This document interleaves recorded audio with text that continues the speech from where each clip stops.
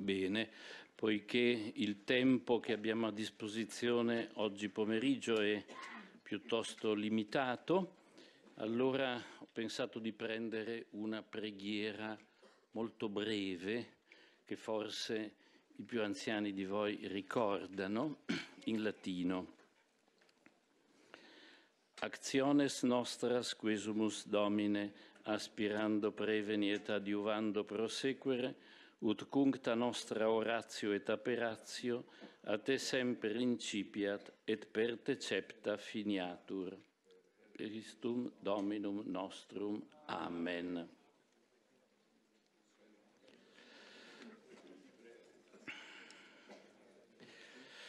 Allora, la relazione che ora ascoltiamo, l'ultima, potremmo anche dire dulcis in fundo, chissà, però è anche molto impegnativa come tema, è comunicazione a tutte le persone. E la relatrice che ci tiene questa relazione è la dottoressa Valentina Alazraki.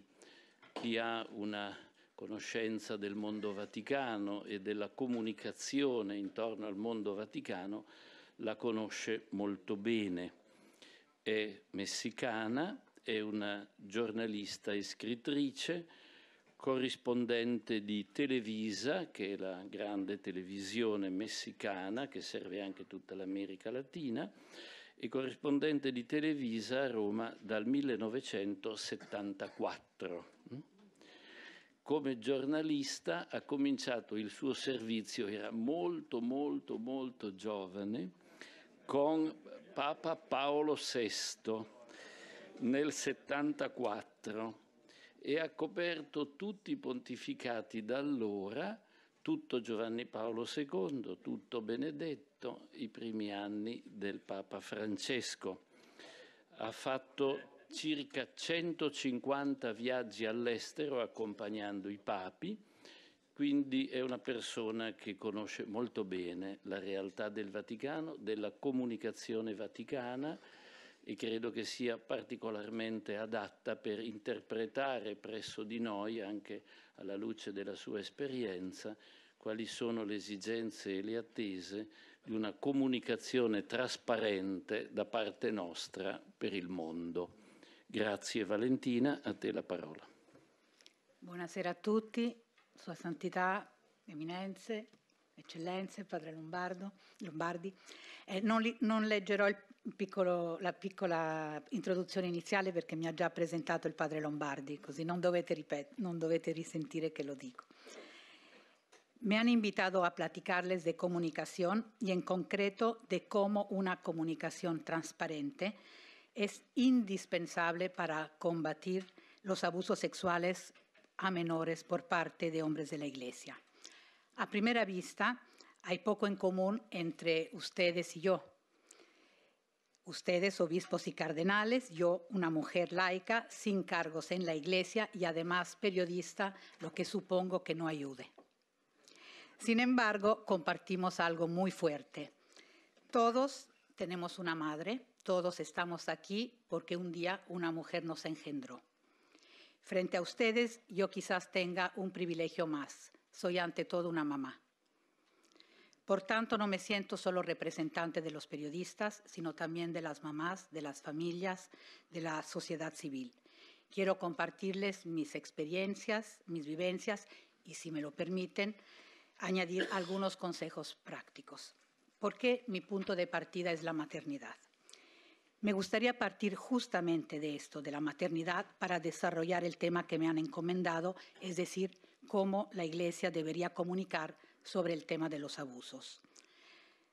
Dudo de que alguien en esta aula no piense que la Iglesia es ante todo madre.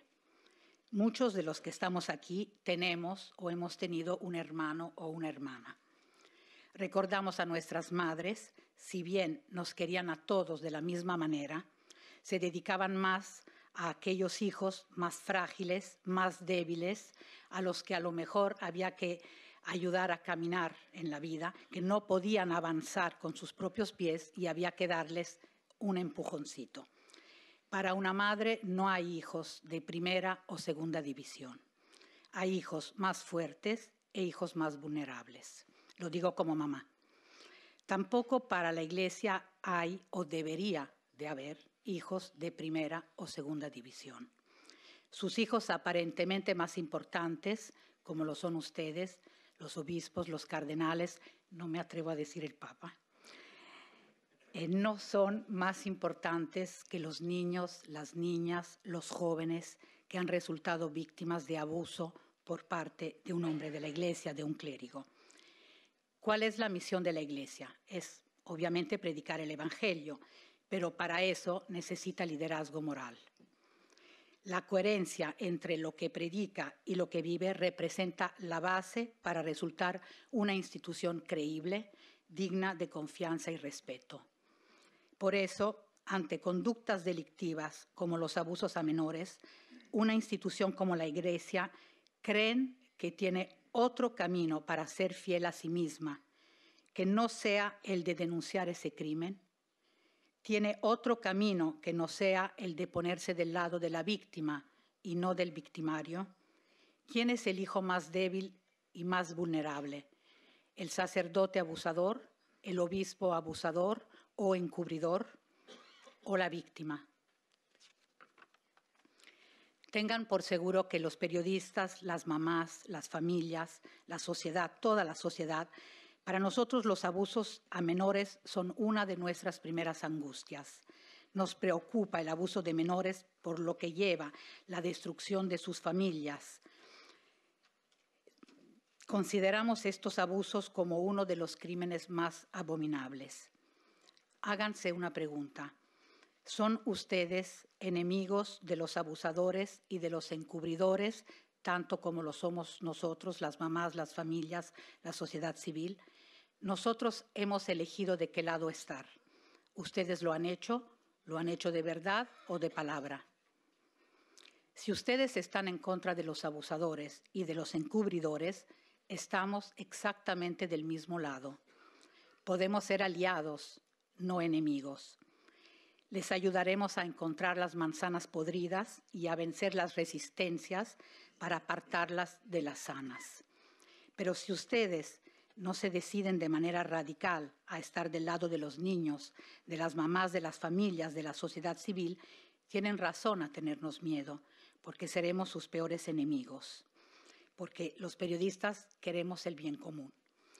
Llevo cubriendo el Vaticano desde hace 45 años, 5 pontificados diferentes, importantísimos para la vida de la Iglesia y para la vida del mundo. En estos 4 decenios he visto absolutamente de todo aquí y pido que me crean, de verdad he visto de todo. ¿Cuántas veces me ha tocado escuchar que el escándalo de los abusos es culpa de la prensa, que es un complot de ciertos medios para desacreditar a la Iglesia, que detrás hay poderes ocultos para acabar con esta institución? Nosotros, los periodistas, sabemos que hay informadores más o menos rigurosos, lo sabemos. Sabemos que hay medios más o menos dependientes de ciertos poderes. Pueden ser poderes, intereses, también intereses políticos, ideológicos, económicos. Pero creo que en ningún caso se puede culpabilizar a los medios por destapar o informar sobre abusos. Sabemos lo que ustedes piensan de los medios, pero yo creo que este punto es importante recordarlo. Los abusos contra menores no son ni chismorreos ni habladurías, son crímenes. Recuerdo las palabras del Papa Benedicto XVI en el vuelo hacia Lisboa, Portugal, cuando nos dijo que la mayor persecución a la Iglesia no viene de los enemigos de afuera, sino nace de adentro, del pecado de la Iglesia. Me gustaría que salieran de esta aula, no sé si es una esperanza demasiado grande, con la convicción de que los periodistas no somos sus enemigos, no somos ni los abusadores ni los encubridores. Nuestra misión es la de ejercer y defender un derecho, que es el derecho a una información basada en la verdad para hacer justicia.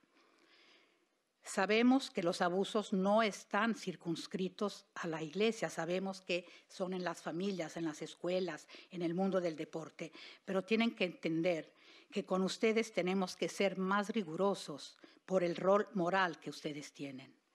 Robar, por ejemplo, está mal, pero si el que roba es un policía, nos indigna más, porque hace lo contrario de lo que debería hacer, es decir, proteger a la comunidad de los ladrones. Si un médico o una enfermera envenena a los pacientes en lugar de curarlos, nos indigna más porque va en contra de su ética y de su código deontológico. Como periodista, como mujer y madre, quisiera decirles que pensamos que tan indignante es el abuso como su encubrimiento. Y ustedes saben mejor que yo que esos abusos han sido encubiertos de forma sistemática de abajo hacia arriba. Creo que deberían tomar conciencia que cuanto más encubran, cuanto más sean como avestruces, cuanto menos informen a los medios y por lo tanto a los fieles y a la opinión pública, más grande será el escándalo. Si alguien tiene un cáncer, no se curará escondiendo el cáncer a sus familiares o amigos. No será el silencio el que lo haga sanar, serán los tratamientos más indicados los que eventualmente evitarán las metástasis y que finalmente se pueda curar.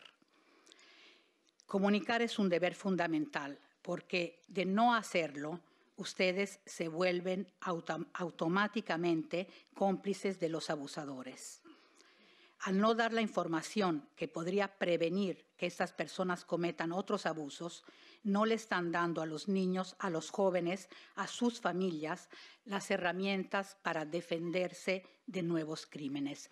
Es como una enfermedad contagiosa. Si ustedes tienen una enfermedad contagiosa y no avisan a las personas con las que entran en contacto, ustedes no están impidiendo que esa persona también se quede contagiada y se enferme. Esto es exactamente lo mismo.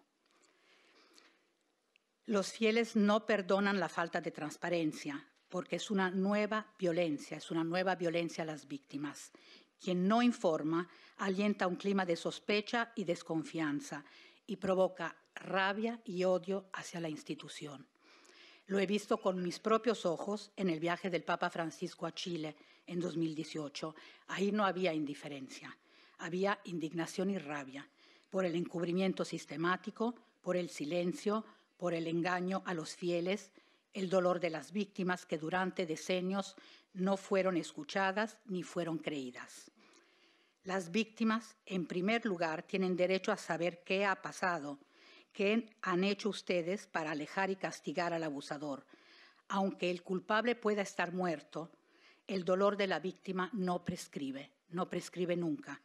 Ya no se puede castigar al culpable, cierto, pero al menos se puede consolar a la víctima, que quizás haya vivido muchos años con esa herida escondida. Además, otras víctimas que permanecen en silencio se atreverán a salir y facilitarán a ustedes su consuelo y su curación.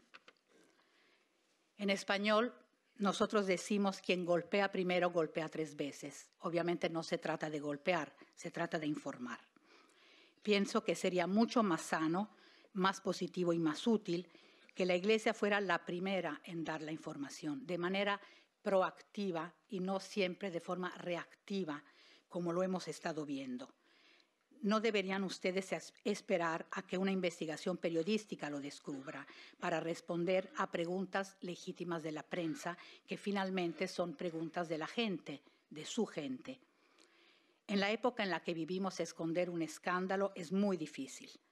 Con el auge de las redes sociales, la facilidad en grabar vídeos, fotos, audios, los cambios sociales y culturales tan acelerados, la Iglesia tiene solo un camino, creo: apostarle a la rendición de cuentas y a la transparencia que van de la mano. Cuenten las cosas cuando las sepan. No será agradable, ciertamente, pero es el único camino si quieren que les creamos cuando ustedes dicen que en adelante los ocultamientos ya no serán tolerados. El primer beneficiado de la transparencia es la institución, siempre, porque pone el foco en los culpables y no en ustedes mismos. Y ahora, aprender de los errores del pasado. Yo soy mexicana y no puedo dejar de mencionar quizás el caso más terrible que haya ocurrido dentro de la Iglesia, el de Marcial Maciel, el fundador mexicano de la Legión de Cristo. Yo fui testigo de este caso tan triste desde el inicio hasta el final. Más allá del juicio moral sobre los crímenes cometidos por esta persona, que para algunos fue un enfermo, para otros un genio del mal, yo les aseguro que en la base de este escándalo, que tanto daño ha hecho a miles de personas, hasta salpicar la memoria de un hombre que hoy es santo, me refiero a San Juan Pablo II, se debió a una comunicación enferma. No hay que olvidar que en la Legión había un cuarto voto, por el que si un legionario veía algo que no le pareciera de un superior, no podía ni criticarlo, ni mucho menos comentarlo o informar a alguien más. Sin esa censura, sin ese encubrimiento total, si hubiese habido transparencia, Marcial Maciel no habría podido abusar durante décadas de seminaristas o tener 3 o 4 vidas, esposas, hijos, que incluso llegaron a acusarlo de haber abusado de ellos. Para mí, este es el caso más emblemático de una comunicación enferma, corrupta, del que se puede y debe, pienso, aprender muchas lecciones. El Papa Francisco, en Navidad, en diciembre, le dijo a la curia que en otras épocas, al tratar estos temas, había habido ignorancia, falta de preparación e incredulidad. Yo me atrevo a decir que también hubo corrupción. Detrás del silencio, de la falta de una comunicación sana, transparente, hay muchas veces no solo el miedo al escándalo, la preocupación por el buen nombre de la institución. Hay también dinero, cheques, regalos, permisos para construir colegios y universidades en zonas donde a lo mejor no se podía construir. Hablo de lo que yo he visto y de lo que he investigado a fondo. No me lo han contado. El Papa Francisco nos recuerda siempre que el diablo entra por el bolsillo.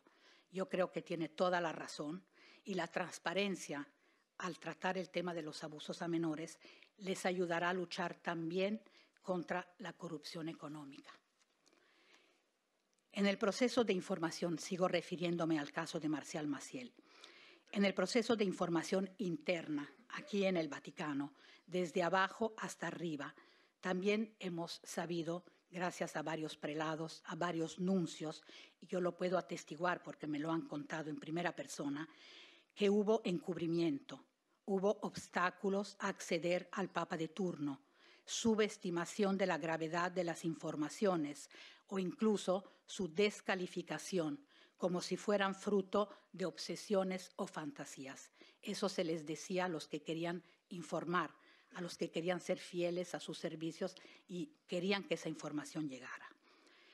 La transparencia, por lo tanto, también les ayudará a luchar contra la corrupción política en el gobierno.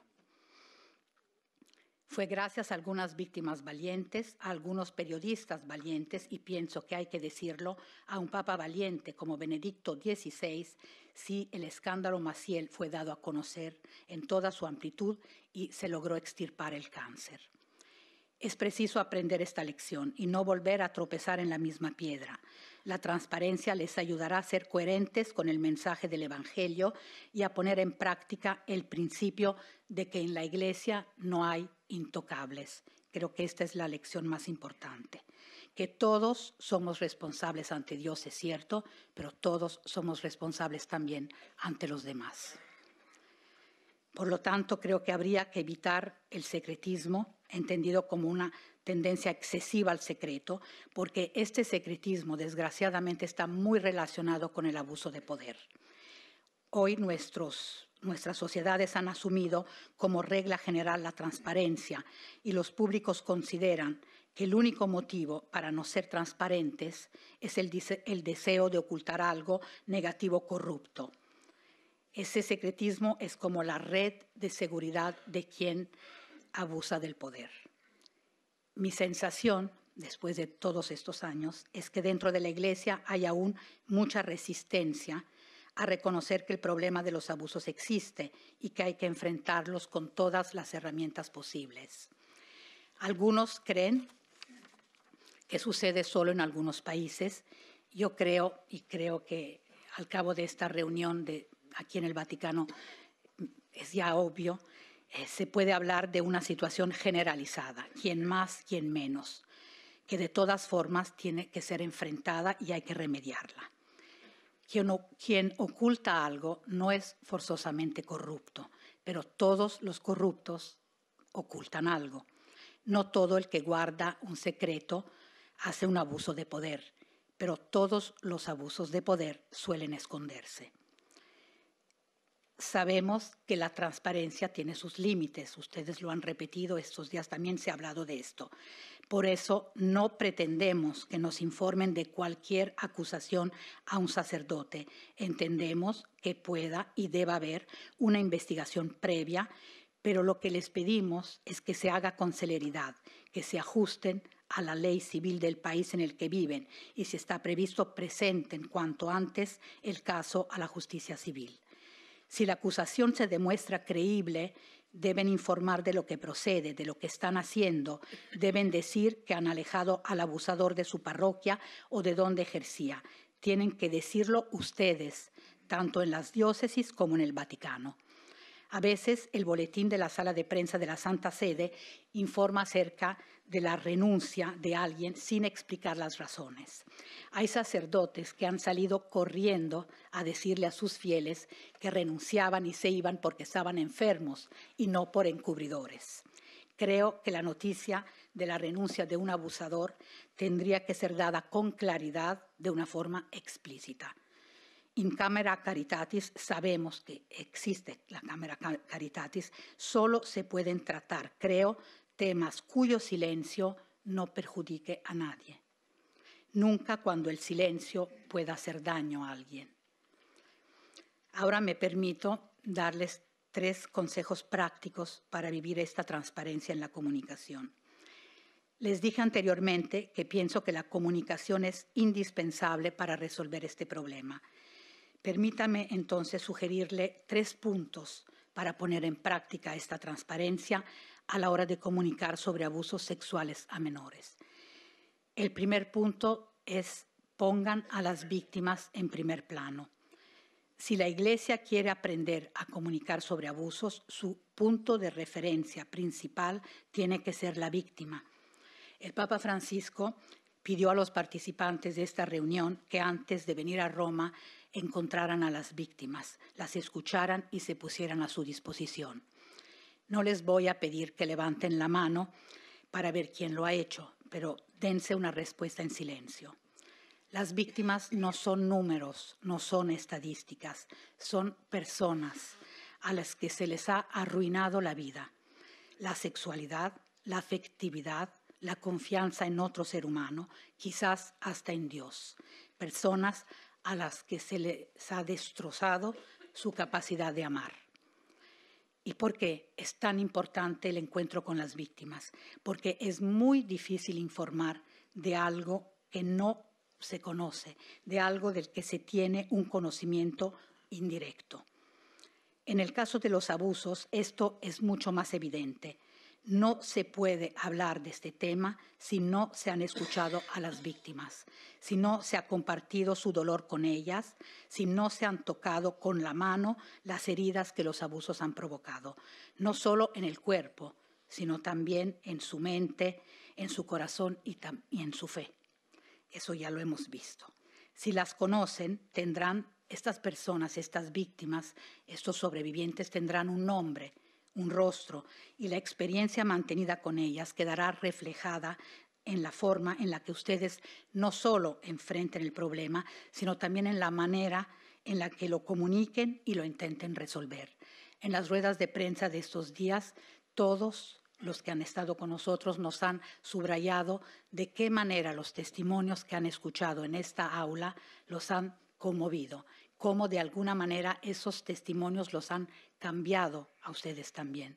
Creo que eso es imprescindible y les crea esa empatía, esa sensibilidad que es muy necesaria para abordar el tema y sobre todo para resolverlo.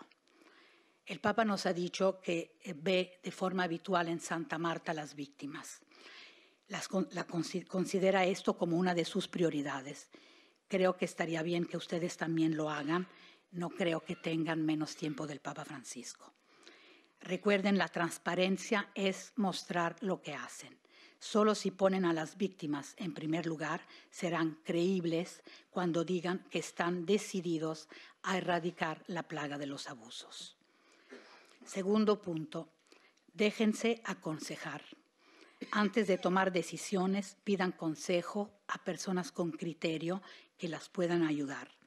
Entre estos asesores, creo que debería haber siempre comunicadores.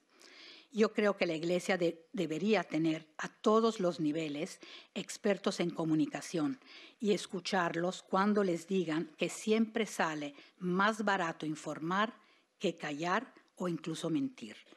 Es una quimera, como ya lo he dicho, pensar que hoy se puede esconder un escándalo. Es como tapar el cielo con un dedo. No se puede, ya no es aceptable ni admisible.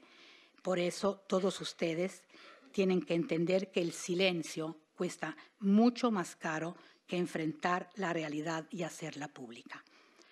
Creo que es indispensable que en todas sus estructuras eclesiásticas inviertan en la comunicación con personas altamente calificadas y preparadas para hacer frente a las exigencias de transparencia del mundo actual. La figura del portavoz es clave.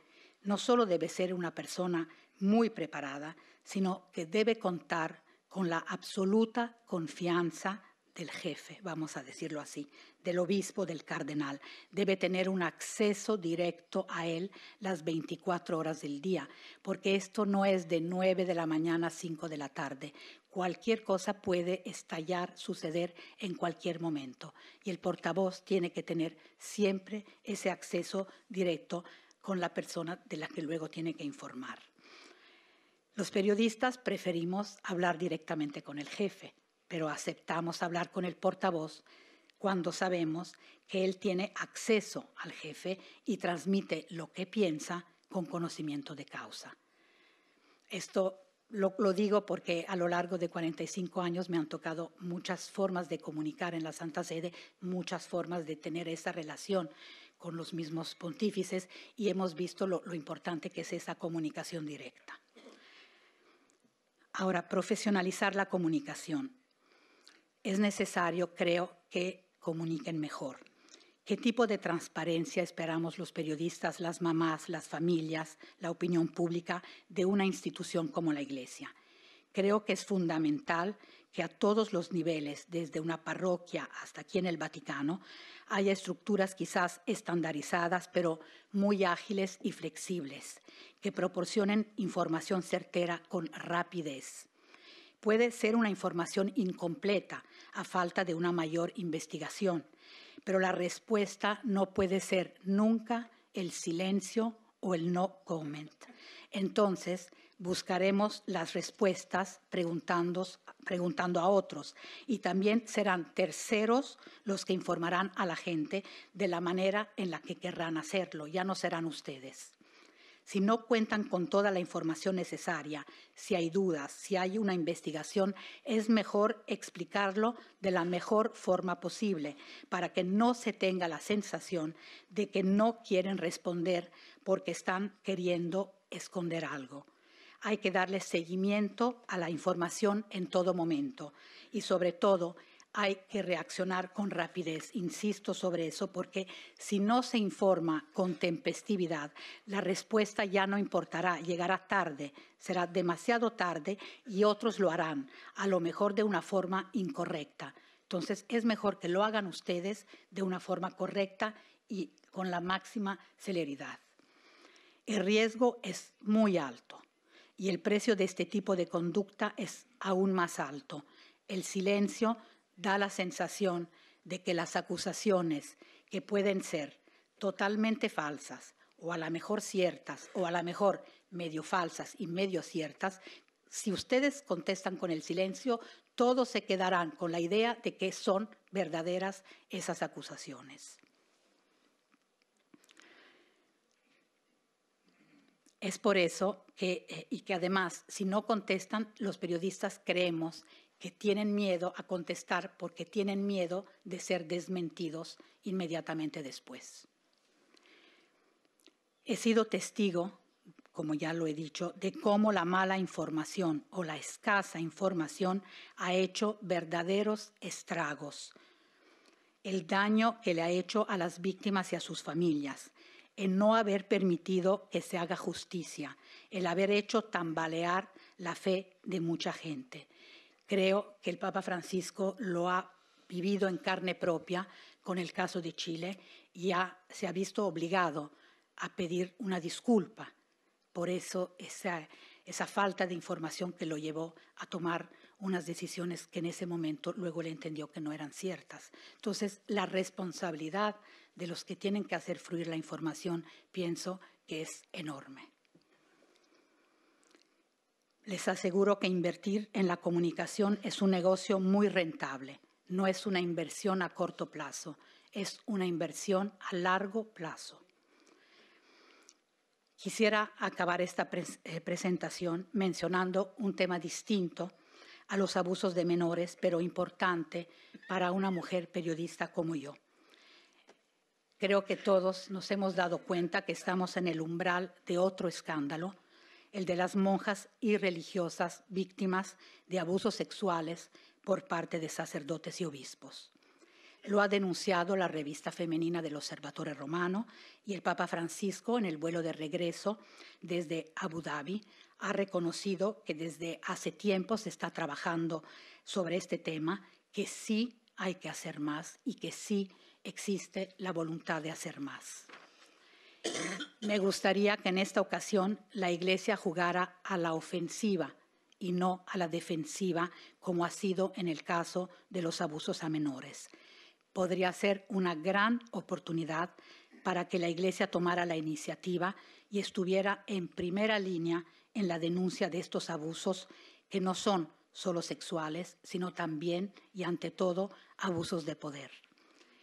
Me despido dándoles las gracias al Papa Francisco por haber agradecido frente a la Curia el pasado mes de diciembre el trabajo de los periodistas que han sido honestos y objetivos al descubrir a los sacerdotes depredadores y han hecho escuchar las voces de las víctimas. Espero que después de esta reunión vuelvan a casa y no nos eviten, sino que nos busquen. Ojalá vuelvan a sus diócesis pensando que no somos nosotros los lobos feroces, sino que al contrario, podemos unir nuestras fuerzas en contra de los verdaderos lobos. Muchísimas gracias.